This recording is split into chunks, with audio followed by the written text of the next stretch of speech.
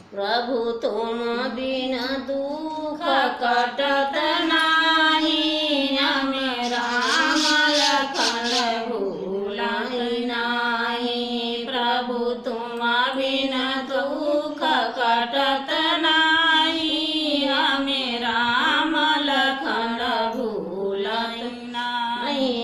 एक लक्ष्मी नारी पुकार रही, प्रभु आजा राह निहार रही।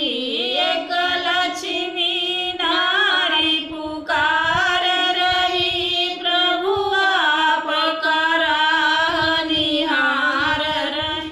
प्रभु तुम बिन चक्र चलत नाही, हमें राम लखन भूलई नाही। प्रभु तुम बिन चक्र चलत नाही, हमें राम लखन भूलई नाही।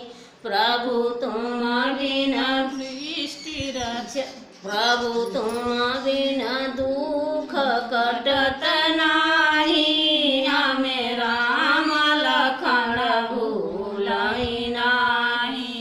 एक राधा नारी पुकार रही, प्रभु आजा राह निहार रही। एक राधा नारी पुकार रही, प्रभु आपका राह निहार रही।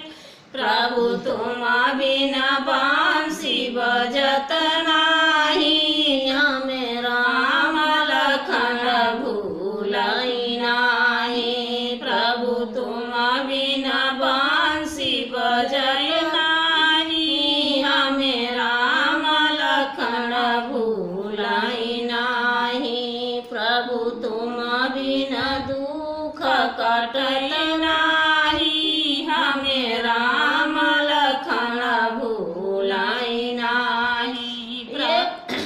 एक सीता नारी पुकार रही, प्रभु आपका राह निहार रही। एक सीता नारी पुकार रही, प्रभु आपका राह निहार रही। प्रभु तुम बिन कष्ट कटत नाही, हमें राम लखन भूलई नाही। प्रभु तुम बिन धनुष चलत नाही, हमें राम लखन भूलई नाही। प्रभु तुम बिन दुख कटत